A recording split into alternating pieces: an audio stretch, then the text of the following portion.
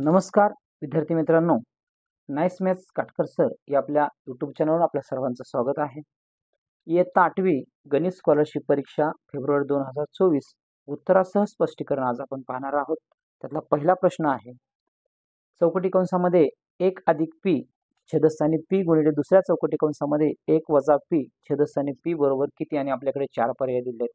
मित्रांनो, काय करायचं आहे बघा, जो पहिला कंस दिलेला आहे तो अगोदर आपण जसाच्या तसा लिहून घेऊया. फक्त चौकटी कंस काढूया, म्हणजे काय बघा, 1 अधिक पी हा कंस साधा टाकतो, छेदस्थानी पी आहे, गुणिले हे गुणाकाराचे चिन्ह येते, आणि 1 वजा पी छेदस्थानी पी. आता काय करूया आपण, छेदाचा गुणाकार छेदस्थानी आणि अंशाचा गुणाकार अंशस्थानी, म्हणजेच पहिल्या कंसामध्ये 1 अधिक पी आणि दुसऱ्या कंसामध्ये 1 वजा पी आला. आता बघा, जर या ठिकाणी हा कंस सोडवला तरी चालेल, किंवा आपल्याला एक सूत्र माहिती आहे. काय सूत्र बघा, ए चा वर्ग वजा बी चा वर्ग बरोबर पहिल्या कंसामध्ये ए अधिक बी आणि दुसऱ्या कंसामध्ये ए वजा बी, हे सूत्र आहे.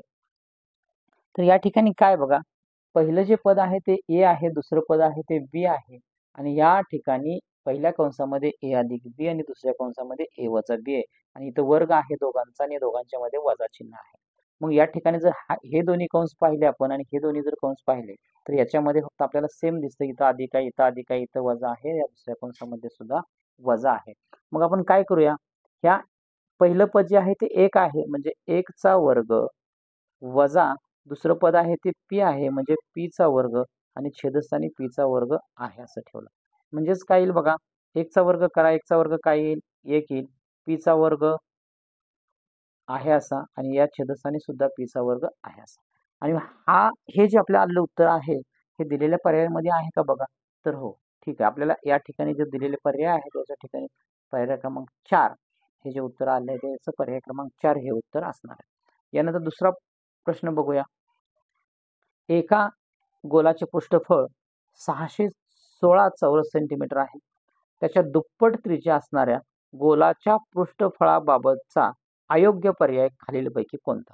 आता या ठिकाणी काय सांगितले, आपल्याला 2 गोलाचे पृष्ठफळ दिलेले, एकाचं पृष्ठफळ दिले आणि दुसऱ्याचं त्याच्या दुप्पट त्रिज्या म्हणून सांगितलंय, आणि आपल्याला खाली 4 पर्याय दिले.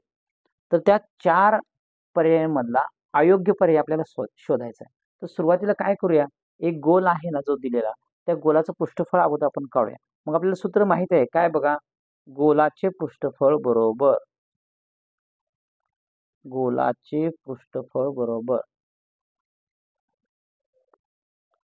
तर या ठिकाणी आपल्याला गोलाच्या पृष्ठफळाचं सूत्र वापरायचं आहे.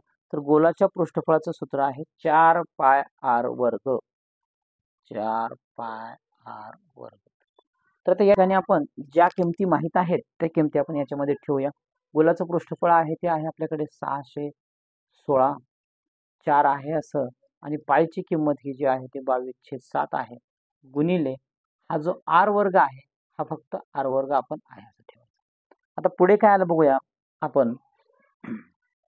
या ठिकाणी आपल्याला आर ची किंमत काढायची सुरुवातीला, कारण दुसरा जो आपल्याला गोल दिलेला आहे त्याची त्रिज्या दुप्पट मानायची, त्यासाठी आपल्याला इथं त्याची किंमत आपल्याला काढायची, कारण आपल्याकडे 4 पर्याय आहेत विचारलेले, त्याच्यामध्ये त्याचंही सूत्र आपल्याला या ठिकाणी ठेवून त्याची किंमत काढावी लागणार आहे.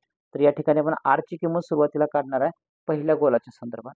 मग आता हे जे सगळं आहे ते या बाजूला आणायचं किंवा याचं पक्षांतर करू, म्हणजे काय येईल बघा, 616 या ठिकाणी छेदस्थानी असणारा 7 इकडं अंशस्थानी येईल, आणि अंशस्थानी 4 आणि 22 असणारा इकडे छेदस्थानी येईल, म्हणजे 4 गुणिले 22 बरोबर आर चा वर्ग.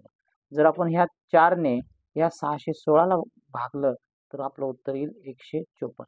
पुन्हा अजून 2 ने भाग जातोय का बघूया, इथे येईल 11 येईल, 2 ने भाग तर इथं 2 × 7 = 14, परत हातचा 1 आला आणि 2 × 7 = 14, म्हणजे आलं 77 आलं. परत 11 ने जातो, 11 × 1 = 11, 11 × 7 = 77, म्हणजेच या ठिकाणी जे उत्तर आलं ते 7 गुणिले 7 बरोबर आर चा वर्ग, म्हणजेच 49 बरोबर आर. पण आपल्याला आर चा वर्ग, पण आपल्याला किंमत काढायची ती फक्त आर ची. मग जर आपण दोन्ही बाजूचं वर्गमूळ काढलं म्हणजेच काय होईल, फक्त आर बरोबर 7, म्हणजे जो एक पहिला आपला जो गोल आहे त्या गोलाची जी त्रिज्या आहे ती 7 आहे. आता पुढे काय सांगितलं याच्यामध्ये, अजून दुसरा एक गोल आहे आपल्याकडे की ज्या गोलाची त्रिज्या ही पहिल्या गोलाच्या दुप्पट आहे, आणि त्या गोलाचं आपल्याला पृष्ठफळ काढायचं. म्हणजेच काय बघा, आता या ठिकाणी सुद्धा सूत्र वापरायचं आहे. गोलाचे पृष्ठफळ बरोबर, आता इथं 4 पाय आर वर्ग आहे, हे सूत्र आहे. पण काय सांगितले, आता इथं मात्र येताना त्रिज्या ही दुसऱ्याची काय याच्या दुप्पट आहे, म्हणून याचा 2चा या कंसात येईल 2r, कारण त्या त्रिज्याच्या दुप्पट आहे म्हणून 2r केलं आणि त्याचा वर्ग म्हणजेच काय बघा, 4 गुणिले पाय गुणिले आर वर्ग गुणिले ह्या 2चा वर्ग, कंसाचा वर्ग म्हणजे प्रत्येकाचा वर्ग म्हणजे 4. म्हणजे पहिलं जे आपलं गोल आहे किंवा जो गोलाचं पृष्ठफळ आहे, त्या गोलाच्या पृष्ठफळाच्या चौपट याचं पृष्ठफळ असणार आहे. चौपट म्हणजे याचं जे आलेलं आहे पृष्ठफळ, त्या पृष्ठफळाला जर आपण 4 ने गुणलं म्हणजे येणार हे पृष्ठफळ आपलं जे आहे ते दुसऱ्या गोलाचं पृष्ठफळ असणार आहे. म्हणजेच येईल हे 2464 चौरस सेंटीमीटर असेल तर सेंटीमीटर लिहा, मीटर दिला असेल तर मीटर लिहा. आपल्याला हे दुसऱ्या गोलाचं पृष्ठफळ आहे. बघा इथं आपल्याला किती गोष्टी मिळाल्या बघा. पहिल्या गोलाचं पृष्ठफळ माहित होतं, त्याच्यावर आपण त्रिज्या काढली 7 आली. त्याच्यावर आपण दुसऱ्या गोलाचं पृष्ठफळ काढलं 2664 आलं आणि किती पट आहे तर इथंच आपण सूत्रामध्ये लक्षात ठेवलं की आपण इथं बघितलं की 4 पट आहे. किती पट आहे? 4 पट आहे. आता आपण एक एक पर्याय बघत जाऊया पुढे. अजून एक याच्यामध्ये आपल्याला विचारलेला आहे, पर्यायामध्येच तो पर्याय आहे आपल्याकडे, की दोन गोलांचं जे पृष्ठफळ आहे या दोघांच्या मधला जो फरक आहे तो फरक आपल्याला या ठिकाणी विचारलेला आहे. म्हणजेच काय येईल बघा, फरक सुद्धा आपण काढून ठेवूया. 2464 वजा 600 किती आपलं 616 आहे, वजा 616 म्हणजेच 1848. या दोन गोलांच्या पृष्ठफळामधला जो फरक आहे तो 1848 आहे. बघूयात आपला एक एक पर्याय. काय पर्याय बघा, पृष्ठफळ 2464 चौरस सेंटीमीटर असेल. कुणाच तरी एकाच त्याने विचारले असेल म्हणून हो आहे. कोणाचं आहे? दुसऱ्याचं. परत काय सांगितलं, पृष्ठफळ 1232 चौरस सेंटीमीटर असेल. आता हा आकडा कुठेच आपल्याकडे आलेला नाही किंवा कोणाच नाही. हे जर दुसऱ्याचं असेल तर हे पहिल्याचं असायला पाहिजे, पण पहिल्याचं आपल्याला किती दिले त्यांनी? डायरेक्ट 616 दिले. त्यामुळे हे काय आपल्याकडे सध्या पर्याय नाही. त्यामुळे ह्याला आपण काय करूया, तोपर्यंत अयोग्य पर्याय समजूया. पुढे जाऊ. पहिल्या गोलाच्या तुलनेत पृष्ठफळ 1848 चौरस सेंटीमीटरने वाढेल. म्हणजे दोघांच्या मधला जो फरक आहे तो 1848 आहे. तर हो, हा सुद्धा पर्याय आपला बरोबर आहे. त्यानंतर चौथा आहे, पहिल्या गोलाच्या पृष्ठफळाच्या तुलनेत चौपट आहे. जे पहिल्या गोलाच्या पृष्ठफळाच्या तुलनेत चौपट आहे. तर इथं मी मगाशी तुम्हाला सांगितलं होतं किंवा उल्लेख केला होता की या पहिल्या गोलाचं जे पृष्ठफळ आहे त्याच्या चौपट, म्हणजे त्याला 4 न गुणलं की आपल्याला दुसऱ्या गोलाचं पृष्ठफळ निघतं. आपण ह्या सूत्रामध्ये किंमत ठेवून काढलेलं होतं. म्हणजे हा सुद्धा पर्याय बरोबर आहे. म्हणजेच या ठिकाणी जो अयोग्य पर्याय आहे तो 2 क्रमांकाचा आहे. पृष्ठफळ हे 1232 चौरस मीटर असेल. यानंतर पुढचा प्रश्न पाहूया आपण. अंजुराणीने एका वस्तूचे वजन करून ते 4 प्रकारे खालील पर्यायात लिहिले. त्यातील कोणत्या 2 पर्यायातील वजन समान आहे असं विचारलं. आता या ठिकाणी आपल्याला पहिला जो पर्याय दिलाय तो बघा काय, 12 किलोग्रॅम 175 डेकाग्रॅम. दुसरा पर्याय आहे 13 किलोग्रॅम 75 ग्रॅम. तिसरा पर्याय आहे 121 हेक्टोग्रॅम 75 डेकाग्रॅम. 135 हेक्टोग्रॅम 250 ग्रॅम. आता हे जर प्रत्येक ठिकाणी जर आपण निरीक्षण केलं तर प्रत्येक ठिकाणी आपल्याला ग्रॅम ग्रॅम ग्रॅम आलेला आहे. मग आपण काय करूया, हे प्रत्येक पर्यायामधलं जे आहे ते सगळं आपण ग्रॅम मध्ये कन्व्हर्ट करून घेऊ. पण ग्रॅम मध्ये जर आपल्याला ते कन्व्हर्ट करायचं असेल किंवा रूपांतरित करायचं असेल तर त्याचे काय आपल्याला फॉर्म्युला माहित असणं किंवा त्याचं काय करावं लागतं किंवा कशाने गुणावं लागतं किंवा किती म्हणजे किती हे आपल्याला माहित असणं गरजेचं आहे. म्हणजेच काय बघा, मी इथे थोडी कन्व्हर्शन लिहितोय बघा. 1 डेकाग्रॅम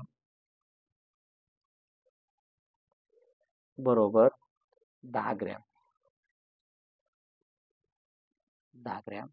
दुसरं एक देतोय 1 हेक्टोग्रॅम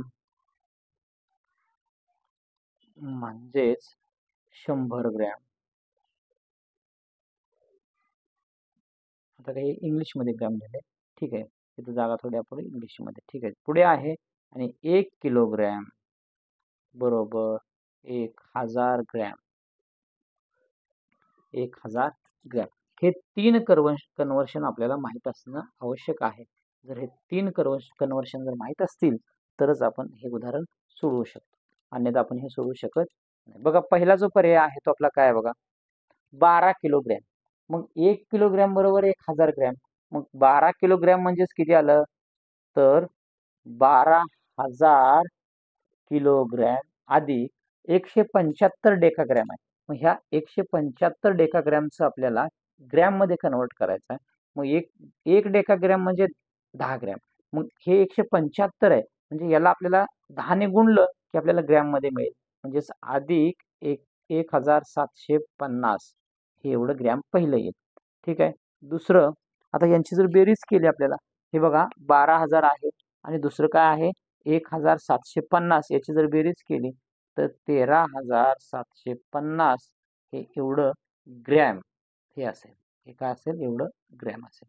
आता पुढे दुसरं घेऊया आपण. दुसरं काय बघा, 13 ग्रॅम आहे. इथे 13 किलोग्रॅम आहे, सॉरी 13 किलोग्रॅम आहे. म्हणजे आपल्याला 1 किलोग्रॅम म्हणजे 1000 ग्रॅम. म्हणजे हे काय येईल, इथं 12,000 जसं आलं होतं तसंच इथं काय येईल, 13,000 ग्रॅम येईल. अधिक 75 ग्रॅम आहे, फक्त 75 ग्रॅम. मग 75 ग्रॅम फक्त आपल्या ग्रॅम मध्येच करतोय, म्हणजे जसंच्या तसं लिहून घ्यायचं आहे. म्हणजेच काय येईल बघा, हे 13,075 ग्रॅम. हा दुसरा पर्याय. तिसरा जो पर्याय आहे तो बघूया आपण. तिसऱ्या पर्यायात किती दिले बघा, 121 दिलंय. 121 हेक्टोग्रॅम दिले. आता 1 हेक्टोग्रॅम म्हणजे 100 ग्रॅम, म्हणजे 100 ग्रॅम म्हणजे याला 100 ने गुणा डायरेक्ट. म्हणजेच काय होईल, हे 12,100 हे ग्रॅम झाले. अधिक 75 डेकाग्रॅम आहे. ह्या 75 डेकाग्रॅम, 1 डेकाग्रॅम म्हणजे 10 ग्रॅम, म्हणजे याला 10 ने गुणायचं, म्हणजे 750 ग्रॅम होईल. आणि ह्या दोघांची जर आपण बेरीज केली, किती, 12,850. ह्या दोघांची जी बेरीज आहे ती 12,850 आली. पुढे आता जो चौथा पर्याय आहे तो बघूया आपण.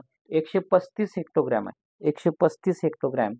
आता हेक्टोग्रॅम म्हटलं की ग्रॅम मध्ये म्हटलं की त्याला 100 ने गुणायचं. म्हणजे इथं डायरेक्ट 135 आणि त्याला 100 ने गुणलं म्हणजे 2 शून्य. आणि पुढे जे आहे ते डायरेक्ट 250 ग्रॅम दिलेलं आहे. मग काय येईल बघा, 13,500 अधिक 250 म्हणजेच 13,000 आणि हे 500 आणि हे 250 म्हणजेच 750 येईल. म्हणजे 13,750 ग्रॅम. 13,750 ग्रॅम. 13,750 ग्रॅम. हे सुद्धा ग्रॅम मध्ये. आता या ठिकाणी कोणते दोन पर्याय सारखे आले, तर पहिला आणि तिसरा हे दोन पर्याय सारखे आले आहेत, किंवा हे याचं जे उत्तर येतं ते सारखं येतं. म्हणजेच याच्यामध्ये आपल्याला दोन पर्याय येतील, हे समान पर्याय आहेत, 1 आणि 4. पर्याय क्रमांक 1 आणि पर्याय क्रमांक 4. आता पुढे जाऊया आपण पुढील प्रश्नाकडे. तर आता पुढील प्रश्न पाहूया. सोबतचा चौरस MNOP ची बाजू 18 सेंटीमीटर आहे. म्हणजे हा जो दिलेला चौरस आहे याची प्रत्येक बाजू जी आहे ती 18 सेंटीमीटर आहे. म्हणजे प्रत्येक बाजू 18 सेंटीमीटर दिलेली आहे, म्हणून आपण 18 लिहून घेतली. पुढे पुढे काय वाचा, बिंदू X आणि Y हे अनुक्रमे बाजू MP आणि NO यांचे मध्यबिंदू असतील तर रेखांकित भागाचे क्षेत्रफळ किती. म्हणजे X आणि Y हे दोन MP आणि NO चे काय आहेत, मध्यबिंदू आहेत. म्हणजे NY हे 9 सेंटीमीटर असेल, हे सुद्धा 9 सेंटीमीटर असेल, आणि XP सुद्धा 9 सेंटीमीटर आणि MX सुद्धा 9 सेंटीमीटर असेल. तर सुरुवातीला काय करूया आपण, या जो मोठा जो दिसतो आपल्याला चौरस त्याचं क्षेत्रफळ काढूया. म्हणजे चौरस MNOP बरोबर याचं जर क्षेत्रफळ म्हणजे 18चा वर्ग. 18चा जर वर्ग केला आपण तर 324 येतो. 18चा वर्ग केला तरी आपल्याकडे 324 येतो. म्हणून काय झालं, ह्या मोठ्या चौरसाचं जे क्षेत्रफळ आहे ते 324 आलं. आता काय करूया बघा, आपण X आणि Y हे दोन मध्यबिंदू आहेत म्हणून जोडून घेतले. आणि परत काय करतो मी, या शिरोबिंदूतून याच्यावरती एक लंब टाकतोय, म्हणजे हा 90 अंशाचा होईल. इथून इथं सुद्धा एक लंब टाकला म्हणजे इथं सुद्धा तयार होणारा कोन हा 90 अंशाचा होईल. मग आता या ठिकाणी आपल्याकडे दोन त्रिकोण तयार झाले. या दोन त्रिकोण आहेत, या दोन त्रिकोणांच्या बाजू आपण जरा बघा, लांब आपल्याला जे शोधायचे आहे ती पायाने उंची शोधायची, कारण याचं आपल्याला क्षेत्रफळ काढायचं आहे. म्हणजे YO जेवढं आहे तेवढं XP आहे, म्हणजेच ही जी उंची आहे ती 9 असणार आहे. इथं सुद्धा उंची किती असणार आहे? 9च, कारण NY जेवढा आहे तेवढंच MX आहे, म्हणजे तेवढीच ही उंची असणार आहे. आणि आपल्याला हा दिलेला जो पहिला जो चौरस होता, या चौरसाची प्रत्येक बाजू 18 होती आणि आपण 2 मध्यबिंदू जोडले होते. ही म्हणजे XY, ही बाजू MN आणि OP एवढीच आहे, म्हणजे किती असणार आहे? 18. आता काय करूया आपण? पहिला जो त्रिकोण आहे या या पहिल्या त्रिकोणाचं क्षेत्रफळ काढूया आपण. पहिल्या त्रिकोणाचे क्षेत्रफळ म्हणजे त्रिकोण 1 चे क्षेत्रफळ काढूया. काय? 1/2 पाया गुणिले उंची. पाया गुणिले उंची. मग आता 1/2 पाया किती आहे? 18 गुणिले उंची 9 आहे. म्हणून 92 18 99 81 हे आलं पहिल्या त्रिकोणाचं. असंच असणार आहे याच्यामध्ये दुसऱ्या त्रिकोणाचं सुद्धा सेम आहे, कारण दिसते आपल्याला इथे दुसरा त्रिकोण सुद्धा याच्या एवढाच आहे, म्हणजे त्याची उंची 9 आहे आणि पाया तोच आहे 18 म्हणजे 81. या दोघांची जर बेरीज केली तर आपल्याकडे येईल 162 चौरस सेंटीमीटर. ही आली ह्या आतला जो पांढरा आपल्याला जो चौकोन दिसतो या चौरसाची किंवा चौकोनाचं क्षेत्रफळ आहे, त्याचं क्षेत्रफळ आहे 162. आता आपल्याला रेखांकित भागाचं जर क्षेत्रफळ काढायचं असेल, पूर्ण भागाचं किती आहे आपल्याकडे? 324 आणि ह्या पांढऱ्या भागाचं क्षेत्रफळ किती आहे? 162. मग ते जर त्याच्यातून आपण वजा केलं, 324 मधून 162 वजा केलं तर आपल्याला रेखांकित भागाचं क्षेत्रफळ निघेल, म्हणजेच ते आपलं असणार आहे 162 चौरस सेंटीमीटर, म्हणजेच पर्याय क्रमांक 2 हे आपलं उत्तर बरोबर असणार आहे. यानंतरचा पुढचा प्रश्न बघूया आपण. बघा, 2 या ठिकाणी आपल्याला चौकटी कंस दिलेत. 16xy अधिक 4y वर्ग अधिक 16x वर्ग कंस पूर्ण छेदस्थानी 16x वर्ग वजा 4y वर्ग कंस पूर्ण. भागाकारात चिन्ह आहे आणि पुन्हा आपल्याला 2 कंस दिलेत, एक अंशस्थानी आणि एक छेदस्थानी आहे आणि बरोबर किती असेल विचार. तर या ठिकाणी आपण काय करूया? 2 सूत्र आपल्याला महत्वाचे आहेत. a अधिक b कंसाचा वर्ग a वर्ग अधिक 2ab अधिक b चा वर्ग. फक्त या ठिकाणी a आणि b हे पहिलं पद आहे, हे दुसरं पद आहे. हे सूत्र माहिती आहे, आपण पाठीमागे बघितलेलं आहे बऱ्याच वेळा. अशाच पद्धतीने दुसरे एक सूत्र आपल्याकडे a चा वर्ग वजा b चा वर्ग बरोबर पहिल्या कंसात a अधिक b दुसऱ्या कंसात a वजा b. या 2 सूत्रांचा उपयोग करून आपल्याला हे उदाहरण सोडवायचं. तर इथं बघा, हे जे विस्तारित रूप आहे कशाचं? 4y वर्ग अधिक 16xy अधिक 16x वर्ग. फक्त अधिक म्हणजे हे 16xy अगोदर घेतलंय, 4y वर्ग नंतर घेतले आणि शेवटी 16x वर्ग आहे असं ठेवलंय. या ठिकाणी आपल्या गणितामध्ये आहे. म्हणजेच हे जे विस्तारित रूप आहे हे कशाचं आहे? 2y अधिक 4x कंसाचा वर्ग याचा आहे. म्हणून काय करूया? ह्या विस्तारित रूपच्या ऐवजी आपण हे काय करूया? संक्षिप्त रूप त्याचं घेऊया. 2y अधिक 4x कंसाचा वर्ग छेदस्थानी. आता परत पुढे 16x वर्ग वजा 4y वर्ग. आता याचं वर्गमूळ काढू आपण. काय येईल बघा? मग 16चं वर्गमूळ 4 येईल, ह्या x वर्गाचं वर्गमूळ x येईल, वजा आहे असं ठेवलं आणि पुढे 4चं वर्गमूळ 2 येईल आणि y वर्गचं वर्गमूळ y येईल. आणि याचा जर आपण या इथे एक कंस केला, इथे एक कंस केला, याचा वर्ग आणि याचा वर्ग, म्हणजेच आपल्या या फॉर्म मध्ये येईल बघा. पहिल्या पदाचा वर्ग वजा दुसऱ्या पदाचा वर्ग बरोबर पहिल्या कंसामध्ये पहिलं पद अधिक दुसरे पद, दुसऱ्या कंसामध्ये पहिले पद वजा दुसरे पद. म्हणजेच इथे एका ठिकाणी आपलं चिन्ह वजा राहिलेलं आहे, चुकून अधिक झाले. म्हणजेच काय येईल बघा? 4x अधिक 2y आणि एका कंसामध्ये येईल 4x वजा 2y. अशा पद्धतीने इथं 2 ब्रॅकेट आपल्याला लिहावे लागतील. एका ब्रॅकेटमध्ये 4x अधिक 2y, दुसऱ्या कंसामध्ये 4x वजा 2y बरोबर. आता इथं गुणाकार आहे, भागाकाराच्या ऐवजी गुणाकार करतो, म्हणजे काय होतं? जे छेदस्थानी आहे ते अंशस्थानी निघून जातं, म्हणजेच काय होईल? 4x वजा 2y आणि जे अंशस्थानी आहे ते छेदस्थानी येतं, म्हणजे 2y अधिक 4x. आता हा जो कंस आहे तो कंस आणि अंशस्थानी असणारा कंस यांची आपण बघूया कुठे कुठे कॅन्सल होतात. हा जो छेदस्थानी असणारा कंस जो आहे तो कंस याला कॅन्सल होतोय, म्हणजे इथं वर्ग आहे तो याला हा कंस कॅन्सल होईल. याचा 2 वेळा गुणाकार म्हणजे फक्त एकदाच राहिला तो त्याला गेला. आणि 4x वजा 2y हा याला कॅन्सल होईल, म्हणजे फक्त राहिलं काय बघा? फक्त आपल्याकडे 2y अधिक 4x आणि छेदस्थानी काय राहिलं? दोन 4x अधिक 2y. हेच मी असंही लिहू शकतो ना. कसं? अधिक मध्ये बघा 4x अधिक 2y म्हणजेच हे काय 2y अधिक 4x. कारण का बघा 3 अधिक 2 बरोबर सुद्धा 5 आणि 2 अधिक 3 बरोबर सुद्धा 5. म्हणजे बेरजेमध्ये आपण एखादी टर्म मागे पुढे घेतली तरी उत्तरात आपल्याला काही फरक पडत नाही. म्हणजेच हे दोन्ही जे कंस आहेत ते कशा आहेत? एकमेकाला सारखे आहेत. म्हणजेच काय येईल 1/1 म्हणजेच काय येणार आहे? उत्तर आपलं 1 येणार आहे आणि पर्याय क्रमांक 1 हे आपलं उत्तर बरोबर असणार आहे. यानंतर पुढचा प्रश्न बघूया आपण. एका मंदिराच्या चौरसाकृती परिसराची बाजू 40 मीटर आहे. त्या प्रत्येक बाजूलगत त्या बाजू इतकीच समान बाजू असणाऱ्या त्रिकोणाकृती बागा आहेत. त्यांच्या बाहेरच्या कडेने संरक्षण मिळवण्यासाठी 5 पदरी कुंपण करायला तारेचा प्रति मीटर 80 रुपये प्रमाणे याप्रमाणे एकूण खर्च किती रुपये येईल असं विचारलं. हे जे मध्ये आपल्याला पिवळ्या रंगाने दाखवलेलं आहे हे जे काय आहे आपल्या चौरसाकृती मंदिर आहे.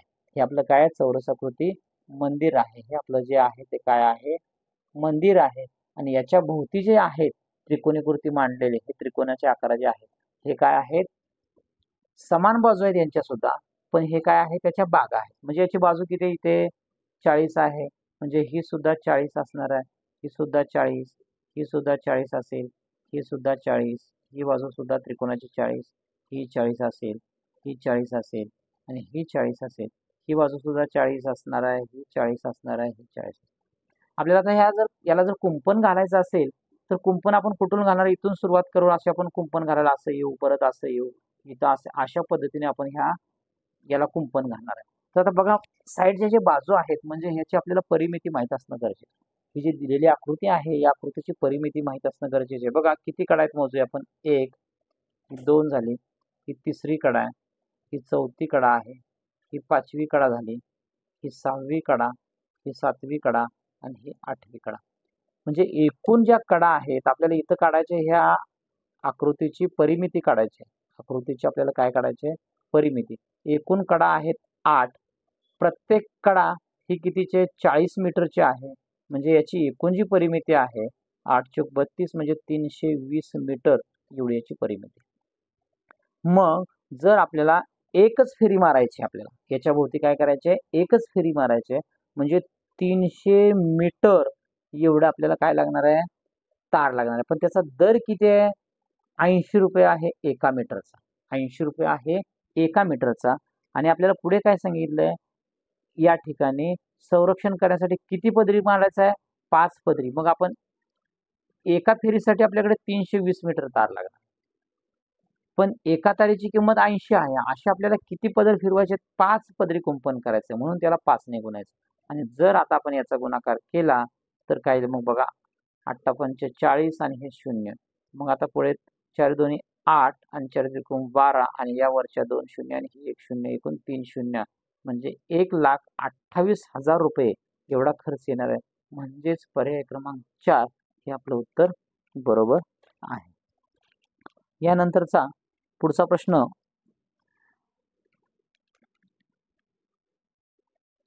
सरळ व्याज पद्धतीने दर साल दर सेकडा 5 दराने 9,700 रुपयांची गुंतवणूक केल्यास बँकेकडून 4 वर्षानंतर जितकी रक्कम परत मिळते तितकीच रक्कम 2.5 वर्षात परत मिळण्यासाठी व्याजदर कितीने आकारला हवा? आपल्याला एक माहिती आहे या ठिकाणी सरळ व्याज काढायचा म्हणजे सरळ व्याज काढण्यासाठी सरळ व्याजाचं सूत्र वापरायचं आहे. सरळ व्याज बरोबर म द क आणि भागिले 100. बघा या ठिकाणी जे सांगितलेलं आहे ते पहिल्यांदा दिलेत किती? 4 वर्ष दिलेत. 4 वर्षानंतर सरळ व्याज काहीतरी मिळतंय. म्हणजे या ठिकाणी काळ आहे तो 4 वर्ष आहे. मुद्दल आहे ते 9,700 आणि जो दर आहे तो 5 आहे. म्हणजेच आपण किमती ठेवू या ठिकाणी काय बघा मग मुद्दल आहे 9,700 रुपये गुणिले दर आहे किती आपला 5 आहे आणि काळ आहे 4 वर्ष भागिले 100. हे काय आहे? सरळ व्याज. हे काय आहे? सरळ व्याज. आता पुढे, आता एवढीच रक्कम आहे आपल्याकडे, तीच रक्कम आहे म्हणजे मुद्दल किती आहे तेवढीच आहे, पण वर्ष किती आहेत? 2.5 वर्ष दिलेत आणि काय विचारले आपल्याला? तेवढंच व्याज मिळणार आहे. सरळ व्याज इथं जे मिळालेलं आहे काही असू दे, हे जेवढं सरळ व्याज आहे तेवढंच इथं सरळ व्याज मिळणार आहे. फक्त दर आपल्याला विचारलेला आहे. मग आपल्याला दर काढायचा असेल तर याचं सुद्धा काय असणार आहे? सरळ व्याज बरोबर बघा काय असेल? सरळ व्याज बरोबर, सरळ व्याज बरोबर मुद्दल आहे तीच 9,700 गुणिले, आणि दर जो आहे तो माहित नाही पण आपण एक्स ठेवूया, गुणिले, आणि किती वर्षासाठी ही विचारलंय? 2.5 वर्षासाठी, म्हणजे सॉरी, आपल्याला जो दर दिलाय तो दर काढायचा आहे म्हणून आपण एक्स ठेवला, आणि किती वर्षात, काळ किती दिलाय त्यांनी? 2.5 वर्ष दिलाय म्हणून 2.5 दिलं, आणि छेदस्थानी 100. मग जर आपण या ठिकाणी दर काही असू दे, काहीतरी दर आहे आपल्याला माहिती आहे पण तो काढायचा आहे, पण दर काहीतरी असेल आणि 2.5 वर्षासाठी ठेवले, तीच मुद्दल असेल, तर सरळ व्याज मात्र दोन्हींचं मिळणार कसं आहे? सारखं आहे. मग जर सरळ व्याज दोन्हींचं सारखं असेल म्हणजे समीकरण हे 1 आलं आपलं आणि समीकरण हे 2 आलं, म्हणजे दोन्ही समीकरणाच्या उजव्या बाजू सारख्या असतील, डाव्या बाजू जर सारख्या असतील तर उजव्या बाजू सारख्या असणार आहेत. म्हणजेच काय येईल बघा, हे 9,700 गुणिले 5 गुणिले 4 भागिले 100 बरोबर, हे सुद्धा तसंच असणार आहे, गुणिले एक्स गुणिले 2.5 आणि गुणिले 100. आता इकडे छेदस्थानी 100 आहे, इकडे आहे, दोन्ही कॅन्सल झालं. इकडे अंशस्थानी 9,700 इकडे आहे, गेलं. आता बघा इथं काय राहिलं मग? 5 गुणिले 4 बरोबर, इकडे काय आलं? एक्स गुणिले 2.5. आपल्याला एक्स म्हणजे काय? दर आहे. एक्स ची किंमत काढायची, हे गुणिले इकडे आल्यानंतर काय होईल? भागिले, म्हणजे 5 गुणिले 4 भागिले 2.5. मग 2.5 न 5 ला जर भागलं तर उत्तर येईल या ठिकाणी 2, आणि इकडे एक्स असणार आहे, म्हणजेच काय येईल बघा, एक्स बरोबर काय आलं? 8. म्हणजे या ठिकाणी जो दर आहे तो 8 आहे, म्हणजे लगेच आपण या ठिकाणी पर्याय क्रमांक 1 आपण बरोबर आहे असं टिक मार्क करून जाऊ. परंतु बघा आपल्याला सुरुवातीला काय दिलेला होता? दर 5 दिलेला होता 4 वर्षासाठी, पण आपण परत किती वर्षात काढलंय? 2.5 वर्षात आपण मिळवणार आहे, म्हणजे या दोघांचा जो असणारा दर आहे त्या दरांच्या मधला जो फरक असणार आहे तो फरक इथे येणार आहे. म्हणजे इथं 8 आलंय आणि पहिला किती आहे? 5 आहे. मग या दोघांच्या मधला जो फरक आहे तो किती आहे? 3. म्हणजे या ठिकाणी जो असं विचारलंय, म्हणजे पहिला 5 होता, मग आता कितीने वाढला? 3 ने वाढला, म्हणून आपण दोघांची वजाबाकी केली. लक्षात येतंय का? आपण पहिल्यांदा काय केलं? 5 ने होता, आपल्याला कितीने वाढायला पाहिजे असं विचारलंय, तर आपला 8 आला, म्हणून दोघांची आपण या ठिकाणी काय केली? वजाबाकी केली, म्हणजेच काय आलं? 3% एवढा वाढायला हवा. यानंतरचा पुढील प्रश्न काय बघा, एक्स वजा वाय कंसाचा वर्ग बरोबर 49 आणि एक्स अधिक वाय कंसाचा वर्ग बरोबर 169 असेल तर 4xy बरोबर किती असं विचारले आपल्याला, आणि 4 पर्याय दिले आहेत. सुरुवातीला जे दिलेलं आहे एक्स वजा वाय कंसाचा वर्ग, त्याचा आपण वर्ग करून घेऊया. काय येईल बघा, एक्स वजा वाय कंसाचा वर्ग म्हणजे पहिल्या पदाचा वर्ग वजा 2 पदाच्या गुणाकाराची दुप्पट, म्हणजे एक्स आणि वायचा गुणाकार आणि त्याची दुप्पट म्हणून 2, आणि या ठिकाणी दुसऱ्या पदाचा वर्ग, इथं 4चा वर्ग झाला, इथं वाय पाहिजे, वायचा वर्ग येईल, आणि बरोबर 49 आहे असं लिहिलं, म्हणजे फक्त हेच याचंच फक्त काय केलं आपण? वर्ग इथे केलेला. अशाच पद्धतीने एक्स अधिक वाय कंसाचा वर्ग हे सोडवलं तर एक्स वर्ग अधिक 2xy अधिक वाय वर्ग बरोबर 169 असेल. याला दिलं समीकरण 1 म्हणून आपण, याला समीकरण 2 म्हणू. याच्या अगोदर आपण 2 सूत्र बघितलेले, एक्स अधिक ए अधिक बी कंसाचा वर्ग ए वजा बी कंसाचा वर्ग, तशीच सूत्र आहेत इथे, फक्त ए च्या ठिकाणी एक्स वापरलाय आणि बी च्या ठिकाणी वाय वापरलाय. म्हणजेच काय आलं होतं बघा, ए वर्ग अधिक 2ab अधिक बी चा वर्ग, आणि इथे काय होतं? ए चा वर्ग वजा 2ab अधिक बी चा वर्ग, फक्त ए आणि बी च्या ऐवजी एक्स आणि वाय वापरले. ठीक आहे, मग आता बघा 2 समीकरण आहेत, तर आपण काय करूया? 2 समीकरणांची वजाबाकी करूया. मग काय होईल बघा, ज्यावेळी आपण दोघांची वजाबाकी करतो त्यावेळी खालच्या समीकरणाच्या प्रत्येक पदाचं चिन्ह विरुद्ध होतं. इथं अधिक आहे वजा होईल, इथं अधिक आहे हेही वजा होईल, आणि इथं अधिक आहे ते सुद्धा काय होईल? वजा होईल, हे सुद्धा वजा होईल. म्हणजे ह्या अधिक एक्स वर्गला हा वजा एक्स वर्ग निघून गेला, वजा 2xy आणि वजा 2xy म्हणजे झालं किती? वजा 4xy आलं या ठिकाणी. आता पुढे यानंतर ह्या अधिक वाय वर्गला हे वजा y वर्ग निघून गेलं म्हणजेच काय आलं बघा बरोबर. आता इथं किती आहे बघा 169 आणि 49 म्हणजे अधिक 49 आणि वजा 169 आहे. जर यांची वजाबाकी केली आपण तर 120 होईल. अशा वेळी काय करतो आपण दोघांची वजाबाकी करतो आणि मोठ्या संख्येचं चिन्ह देतो. आता समीकरणाच्या दोन्ही बाजूला जर वजा वजा चिन्ह आला असेल तर ते निघून जातात. म्हणजेच काय होईल बघा 4xy बरोबर 4xy बरोबर 120. म्हणजेच या ठिकाणी आपल्याला जे विचारले ते 4xy विचारले. म्हणजेच या ठिकाणी याचं जे उत्तर आहे ते काय आहे 120. म्हणजे पर्याय क्रमांक 4 हे आपलं उत्तर बरोबर आहे. यानंतरचा पुढील प्रश्न बघूया.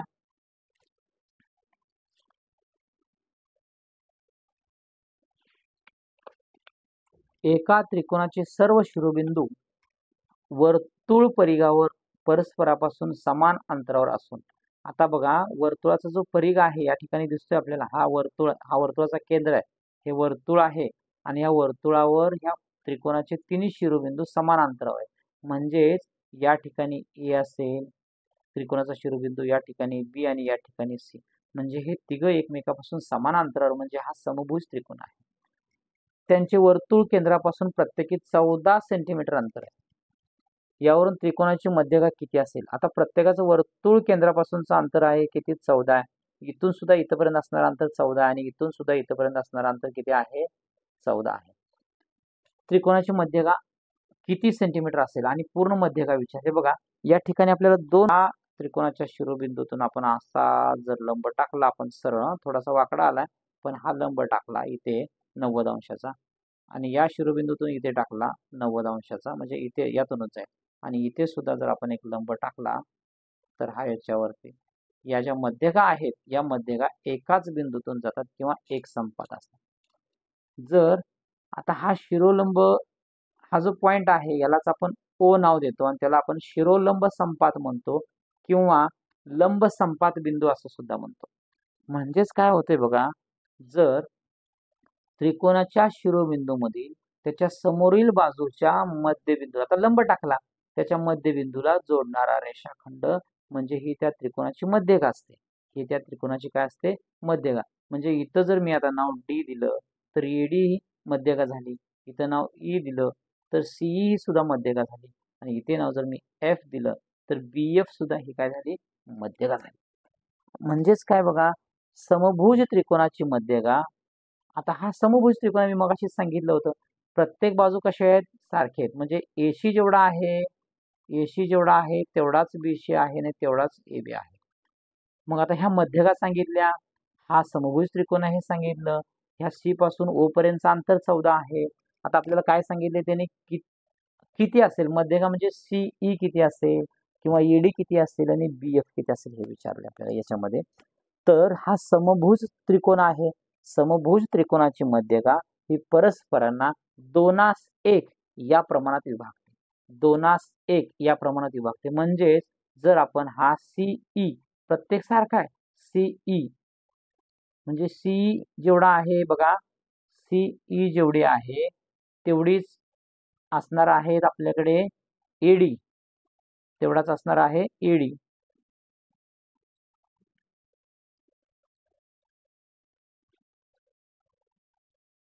हा सीई जेवढा आहे तेवढाच असणार आहे एडी आणि तेवढाच असणार आहे एफ बी तेवढाच असणार आहे एफ बी. ह्या सगळ्या मध्यगा आहेत. प्रत्येकाची लांबी कशी असणार आहे समान पण प्रत्येकाचं गुणोत्तर कसं असणार आहे 2:1.